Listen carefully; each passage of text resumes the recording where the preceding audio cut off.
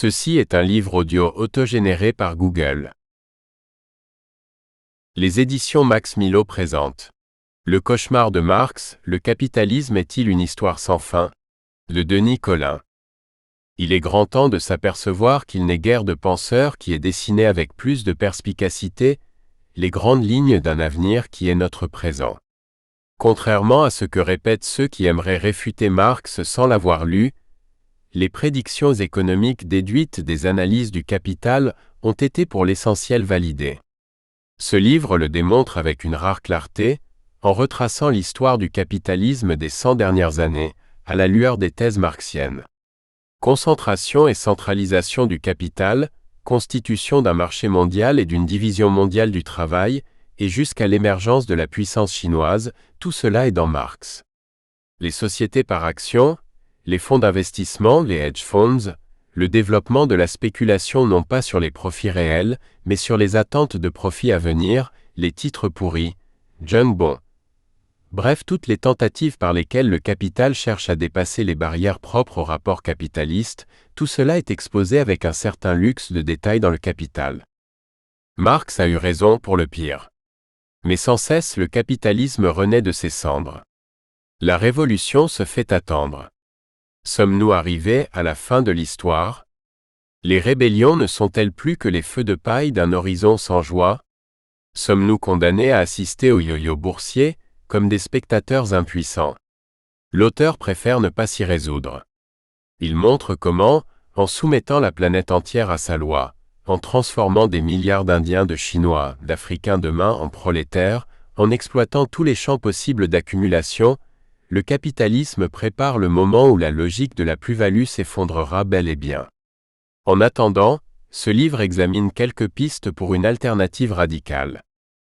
Denis Colin est professeur de philosophie. Il a publié Comprendre Marx, Armand Colin 2006, Revive la République, Armand Colin 2005 et Morale et justice sociale, Seuil 2001. Des notes sont disponibles sur les éditions numériques et papier du livre. Introduction. Jouissance et capitalisme, l'impératif du fun. Les penseurs officiels s'acharnent à planter les derniers clous du cercueil de Karl Marx.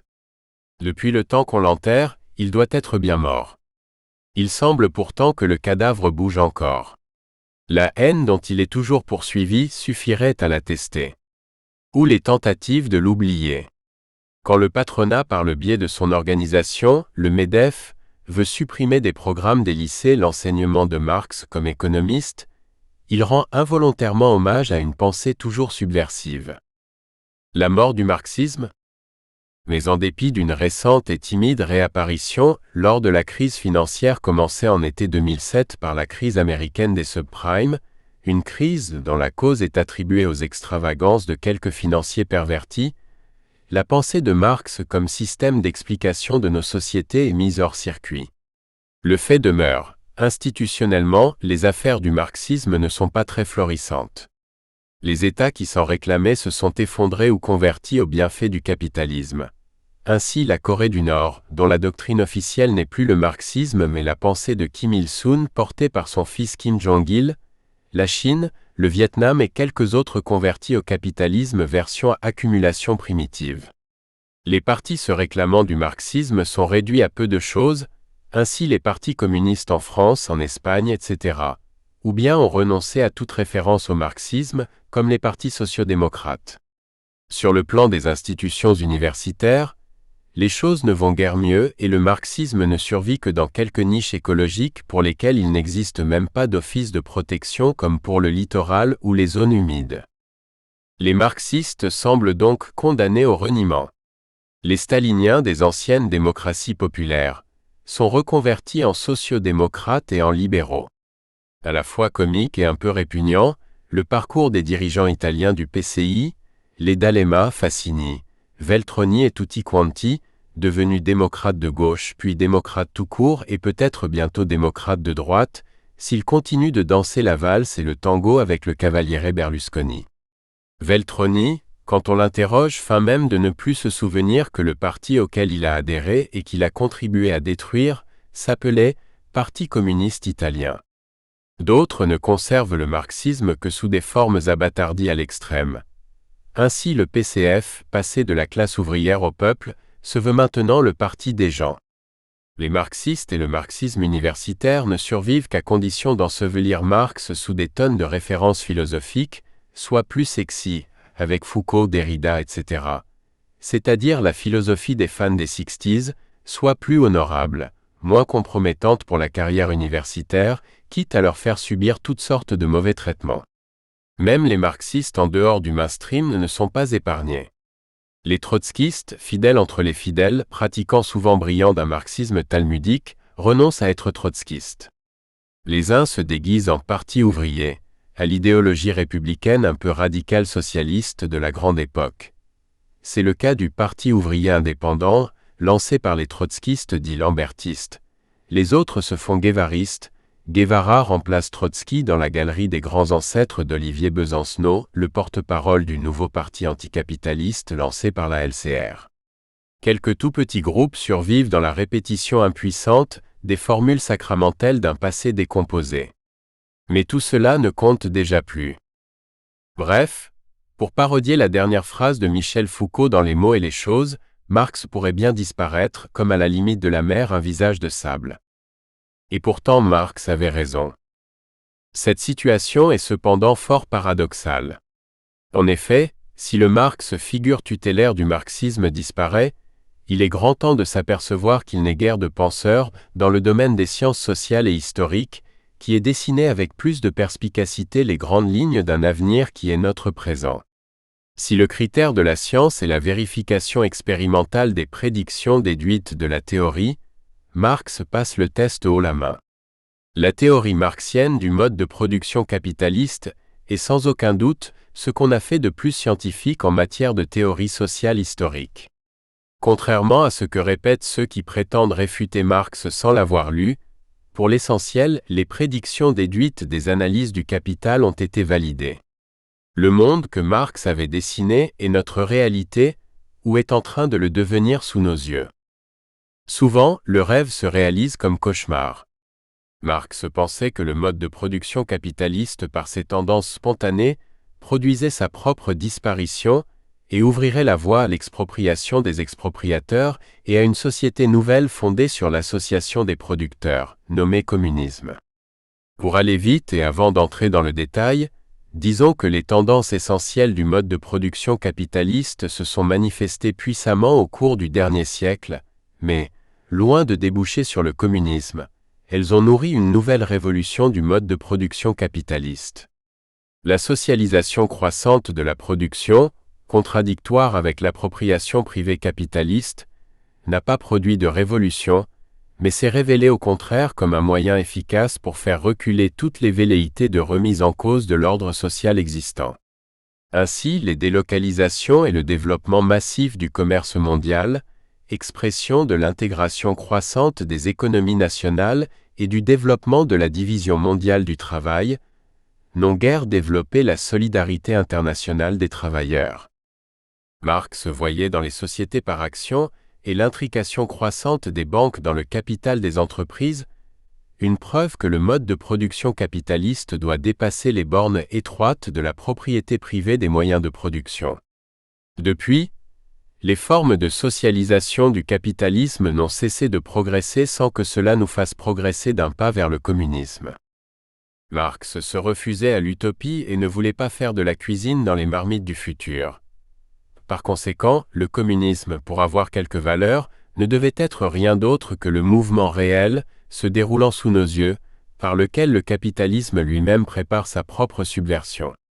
C'est ce qui oriente toute l'analyse de Marx. Montrer comment, au sein même de la société capitaliste, engendrée par la logique même de l'accumulation du capital, se développent de puissantes tendances à abolir les barrières que la propriété capitaliste met au développement de l'accumulation. Quelques directions que l'on envisage, dans ces grandes lignes et aussi bien le plus souvent dans les détails, les grandes tendances du développement historique du capitalisme sont conformes aux analyses de Marx. Si l'on considère les structures socio-économiques fondamentales, c'est presque évident. Concentration et centralisation du capital, constitution d'un marché mondial et d'une division mondiale du travail, et jusqu'à la place centrale du commerce entre les deux rives du Pacifique avec l'émergence de la puissance chinoise, tout cela est dans Marx. Les théoriciens de la mondialisation, heureuse ou malheureuse, qui y voient un phénomène radicalement nouveau et propre à la fin du XXe siècle, font seulement la preuve de leur ignorance. Les sociétés par actions, les fonds d'investissement, les hedge funds, le développement de la spéculation non pas sur les profits réels, mais sur les attentes de profits à venir, les titres pourris, junk bonds, bref toutes les tentatives par lesquelles le capital cherche à dépasser les barrières propres au rapport capitaliste, tout cela est exposé avec un certain luxe de détails dans le livre 3 du Capital. Séparation de la propriété capitaliste et des fonctions de direction du processus économique. Nous sommes en plein dedans et ce, depuis de nombreuses décennies et sous des formes différentes et parfois contradictoires. Entre le capitalisme managérial des Trente Glorieuses et le capitalisme de la gouvernance des fonds de pension et autres FCP, c'est le même processus qui est à l'œuvre. Et c'est pourquoi d'ailleurs, bien vaines sont les tentatives d'opposer un sain capital productif d'antan au méchant capitalisme financier uniquement avide de surprofit. Mais tout cela, objectera-t-on, n'a pas conduit au communisme avec la nécessité qui préside aux métamorphoses de la nature. Pour reprendre l'expression par laquelle Marx annonce l'inévitable expropriation des expropriateurs. Bien au contraire, à la place d'une société radicalement nouvelle dans laquelle l'homme serait à lui-même sa propre fin et où le règne de la nécessité ferait place au règne de la liberté, nous avons le capitalisme porté à son paroxysme. Plus que jamais, les hommes sont soumis à la puissance aveugle de leurs échanges et ce, parce que les tendances mêmes dans lesquelles Marx voyait se profiler la société communiste se sont affirmées avec une force extraordinaire. Là où cet homme, encore un homme des Lumières, habité par les optimistes philosophies de l'histoire, de Herder à Hegel, voyait la réalisation de toutes les potentialités de l'humanité, c'est l'aliénation la plus totale de l'essence humaine qui s'accomplit. L'État et la politique en tant que sphère séparée de la vie sociale dépérissent, mais la liberté dépérit simultanément. Le gouvernement des hommes cède bien la place à l'administration des choses, selon la formule de Saint-Simon que Marx avait faite sienne, mais c'est parce que les hommes sont transformés en choses, réduits à l'état de ressources humaines ou de cerveaux manipulables par la propagande des médias. Là où Marx annonçait une société transparente, brisant la séparation entre vie privée et vie publique, nous avons le spectacle d'une vie politique réduite au choix entre des stars qui font la une de la presse à scandale, et en même temps, nous assistons à la fin de la vie privée, ou plutôt de la vie intime, soumise au contrôle d'une machine étatique à laquelle plus rien ne doit échapper. Même la maîtrise technique se retourne contre l'humanité. Marx voyait dans le développement des sciences et leur application à la production le processus d'humanisation de la nature et la réalisation de la nature de l'homme comme être générique. Mais c'est aujourd'hui sur l'avenir de la nature humaine, pour reprendre l'expression de Habermas, que nous sommes conduits à nous interroger avec angoisse. Marx a eu raison pour le pire. Pouvait-il en être autrement? Il est nécessaire à ce point de revenir sur le facteur décisif dans sa théorie, à savoir la constitution d'une classe révolutionnaire apte à conduire le processus historique. C'est ce facteur subjectif qui a fait défaut. Le marxisme historique, idéologie dominante du mouvement ouvrier, a été une doctrine inventée à la fin du XIXe et au début du XXe siècle par Engels et Kautsky, pour l'essentiel, et qui se présente beaucoup plus comme un égalitarisme plébéien, souvent étatiste, que comme cette philosophie de l'émancipation, cette véritable métaphysique de la liberté qui constitue le fond le plus constant de la pensée de Marx. Il est évidemment impossible de réécrire l'histoire au futur antérieur. Mais on peut chercher des explications à la catastrophe du communisme ayant historiquement existé. Pourtant, cette catastrophe n'invalide en aucune façon la pensée de Marx, même si l'on doit la réévaluer et la tenir pour ce qu'elle est, une œuvre fondamentalement inachevée. Nous ne sommes pas arrivés à la fin de l'histoire. Personne ne peut se résigner à une existence de hamsters gavés qui font tourner la roue de l'économie, ni à une vie de travailleurs abrutis de travail. La médiocrité et la vulgarité répugnante des classes, de la culture et la politique dominante ne constitue pas un horizon indépassable. La taupe continue de creuser. En soumettant la planète entière à sa loi, en transformant des milliards d'Indiens, de Chinois, d'Africains demain en prolétaires, en exploitant tous les champs possibles d'accumulation, le capitalisme prépare le moment où à nouveau les circonstances elles-mêmes crient « Hic Rhodus, hic salta ». C'est ici qu'est la rose, c'est ici qu'il faut danser. Marx, le 18 Brumaire de Louis Bonaparte. Mais rien ne garantira jamais que ce saut sera fait. Postscriptum. Pour l'essentiel, ce livre était écrit avant septembre 2008, c'est-à-dire avant le déclenchement à grande échelle de la crise financière, avant la nationalisation d'une fraction considérable du système financier, avant que ne soit engagé le changement de phase du capitalisme que nous avions prévu. Il ne nous a pas semblé utile de remanier ce travail, étant donné que les faits donnaient raison, et plus vite que ne le permettaient les délais éditoriaux, aux analyses qui y sont développées. Nous nous sommes contentés de quelques notes pour actualiser ce texte. L'expérience confirme la pertinence scientifique d'une théorie du mode de production capitaliste vieille d'un siècle et demi. Mais contrairement aux interprétations catastrophistes de Marx, nous avons la confirmation que le capitalisme ne disparaîtra jamais de la scène de l'histoire s'il ne se trouve pas des forces assez puissantes pour le faire choir. Première partie. Le capitalisme réellement existant. Chapitre 1. Tina. There is no alternative. C'était le slogan de Mrs. Thatcher, Premier ministre britannique de sinistre mémoire. Tellement répété ce slogan qu'il est devenu une abréviation. Tina. Vous critiquez le capitalisme? Tina. Vous trouvez anormal que le nombre de pauvres croisse en même temps que la richesse globale? Tina. Les chroniqueurs des radios publiques le matin, les éditorialistes économiques d'un grand quotidien du soir, les professeurs des facultés les plus cotées, le MEDEF, le PS et l'UMP, tous répondent en chœur, Tina. Les socialistes allemands et les dirigeants chinois, les dirigeants de l'ex-PCI et les représentants du régime militaro-bureaucratique algérien communient dans le même calice, Tina. Il y a dans tout cela un aspect méthode Coué. Les puissants veulent se persuader et persuader les autres que nous sommes arrivés à la fin de l'histoire et que le capitalisme est éternel. Le tournant des années 70. Mais il y a aussi une réalité. Les années 60 et 70 ont été des années de confrontation. On pouvait croire à une compétition et une rivalité entre deux systèmes. Le capitalisme et le socialisme étatique des pays communistes qui entraînaient tel ou tel pays au gré des circonstances.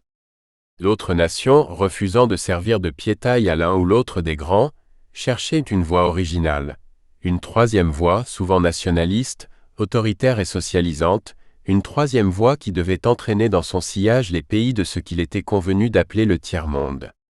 En 1975 même, la défaite cuisante des États-Unis au Vietnam semblait donner un avantage décisif au camp soviétique, pendant qu'en Europe du Sud, les dictatures pro-américaines s'effondraient les unes après les autres, ouvrant parfois le chemin à des situations révolutionnaires comme celle qu'a connue le Portugal après la révolution des œillets de 1974. Au début des années 70, la crise du capitalisme est patente. Le 15 août 1971, Nixon annonce la non-convertibilité du dollar en or. La monnaie américaine a cours forcé et les États-Unis peuvent faire tourner la planche à billets. Le système monétaire international fondé depuis les accords de Bretton Woods sur le principe selon lequel le dollar est à good à gold n'existe plus. La course folle va pouvoir commencer. La guerre israélo-arabe d'octobre 1973 déclenche le premier choc pétrolier. Toutes les économies capitalistes entrent en récession et cette fois, ce n'est plus le ralentissement d'une croissance forte, mais un véritable recul avec l'explosion du chômage. Affaiblissement politique des impérialismes à la suite de luttes d'indépendance nationale, crise économique, crise politique au sein même des nations dominantes, qui ont presque toutes été ébranlées par la grande vague de contestation de 1968. Les groupes marxistes révolutionnaires qui ont le vent en poupe annoncent l'imminence de la révolution. La révolution permanente qui va embraser le monde entier. En fait, cette décennie 70 devait être celle du grand retournement. C'est au moment où il semble prêt à céder à la première pichennette que le système capitaliste mondial va affirmer sa puissance comme jamais auparavant. 1. La crise économique permet d'entreprendre une restructuration globale des relations économiques et sociales qui dominaient jusque-là. L'interventionnisme étatiste mis au service d'une politique des revenus garantissant la paix sociale, et l'accord avec les syndicats n'est plus de mise. Dès la fin des années 70, se mettent en place la déréglementation et la dérégulation, dont Thatcher et Reagan vont être les héros. Le Fordisme, production de masse et salaires élevés permettant d'écouler la production, est condamné. Le keynésianisme social, issu des mouvements révolutionnaires de la libération et des compromis de l'après-guerre, est mort. 2. L'Union soviétique se révèle un colosse aux pieds d'argile. Contrainte à une coûteuse course aux armements avec les États-Unis, elle est entrée dans une spirale récessive dont les statistiques démographiques, si judicieusement analysées par Emmanuel Todd, en annoncent la chute. En envahissant l'Afghanistan en 1980, les dirigeants soviétiques tombent dans le piège que leur avaient tendu les États-Unis. L'Afghanistan est, a-t-on dit, le Vietnam de l'URSS. C'est bien pire que cela. Les États-Unis se sont remis de la défaite à Saïgon en 1975. L'URSS ne se relèvera jamais du bourbier afghan. 3. Alors que la contestation étudiante et juvénile de 1968 semblait mettre à bas toutes les vieilles valeurs bourgeoises, les années 70 sont celles de la grande entreprise de récupération de la contestation. Escamotage du mouvement ouvrier, qui avait pourtant joué le premier rôle en France en mai et en Italie à l'automne 1968, au profit des luttes sociétales, mise en cause systématique non seulement du stalinisme, mais bientôt du marxisme, de la tradition progressiste issue des Lumières. L'heure des prétendus nouveaux philosophes a sonné. Quand la gauche unie l'emporte en France en 1981, il est déjà bien tard. Victoire de circonstance d'une gauche largement désorientée, 1981 va finalement en précipiter la crise interne. Effondrement du Parti communiste, ralliement du socialisme aux valeurs du marché et à la France qui gagne. Années 80, le capitalisme à l'offensive. Si les années 70 sont celles de l'émergence des nouvelles tendances du mode de production capitaliste, les 20 années suivantes verront la marche en avant irrésistible du capital financier sous la houlette de l'impérialisme américain, avec corrélativement un recul des forces antisystémiques qui prend des allures de déroute. Les pays du bloc soviétique se rallient presque sans résistance au capitalisme libéral. L'Union soviétique disparaît en 1991, à la suite d'un coup d'État d'opérette fomenté par des vieux staliniens, plus ou moins manipulés. Les États-Unis interviennent presque ouvertement en Russie, imposant leurs diktats et leurs hommes pour mettre en œuvre les réformes économiques qui permettent de piller le pays. Ainsi, aux élections russes de 1997, une gigantesque opération de fraude électorale assure la victoire au candidat de Washington, un Boris Yeltsin qui n'est plus que l'ombre de lui-même. La Chine était entrée depuis longtemps dans le jeu américain. Après la reconnaissance officielle de la Chine maoïste par le gouvernement de Nixon, conseillé judicieusement par son secrétaire d'État Henry Kissinger, une véritable alliance stratégique s'est nouée entre Pékin et Washington dans les affaires du Sud-Est asiatique. Les Khmers rouges ont pu devenir ainsi l'arme de guerre contre l'influence vietnamienne et russe dans la région, et la Maison-Blanche a soutenu jusqu'au bout le gouvernement de Pol Pot, alors même que celui-ci avait dû abandonner Phnom Penh, et qu'on mesurait l'étendue effroyable des crimes contre l'humanité commis par ses amis des gouvernements américains et chinois. L'évolution ultérieure de la Chine et sa transformation en usine du capitalisme mondial étaient déjà inscrites dans la politique des années 70, et donc quand Mao en était encore le grand timonier, lui qu'obsédait la confrontation avec l'Union soviétique promue au rang de contradiction principale, la contradiction avec l'impérialisme US devenant secondaire, selon la sophistique énoncée dans le manuel philosophique des apprentis gardes rouges, de la contradiction. Dans les pays capitalistes avancés, le mouvement de recul est également très net. Tous les systèmes de protection sociale, mis en place après la Seconde Guerre mondiale, dans une situation semi-insurrectionnelle et pour faire face à la menace communiste, sont démantelés les uns après les autres. L'étape décisive, ici, est la défaite des mineurs britanniques brisée par Mrs. Thatcher après 18 mois de grève. Mais dans la France socialiste, la situation n'est guère plus florissante. Un gouvernement dirigé d'abord par Pierre Mauroy puis par Laurent Fabius organise la liquidation de la sidérurgie lorraine. Nous avons dû faire le sale boulot, s'excuse Laurent Fabius. Déclin du socialisme. Évidemment, l'effondrement du socialisme réellement existant et la capitulation en rase campagne du socialisme à la française, c'est-à-dire du mitterrandisme, ne sont pas vraiment des événements surprenants. Le socialisme dans un seul pays était de longtemps une nouvelle société de classe et l'atonie presque absolue des travailleurs pendant les années 1989 à 1991 aurait dû interroger ceux qui considéraient que l'URSS restait un État ouvrier, en dépit de ses monstrueuses déformations, voire de sa dégénérescence bureaucratique. Pour la social-démocratie, même revivifiée par Mitterrand, il n'y avait pas de grande illusion à avoir. Prompte aux grands discours impeccablement socialistes les dimanches et jours de fête, la social-démocratie était, au moins depuis 1914, le gérant loyal du capitalisme, selon une heureuse formule de Léon Blum devant ses juges au procès de Riom. Votant les crédits de guerre en 1914 et se vautrant dans l'Union sacrée, à quelques exceptions près, les socialistes européens ont donné leur précieux concours à ce gigantesque massacre. Dans les tranchées et sous les gaz, vont se former les hommes et se créer les conditions de ce qui s'épanouira, si l'on ose dire, dans la Seconde Guerre mondiale. Alors que l'Allemagne du Kaiser s'est effondrée, la social-démocratie allemande, en liaison cette fois avec les envoyés des États-Unis, participe au gouvernement de Max von Baden. Ebert, dirigeant de la SPD, propose même d'organiser le sauvetage de la monarchie.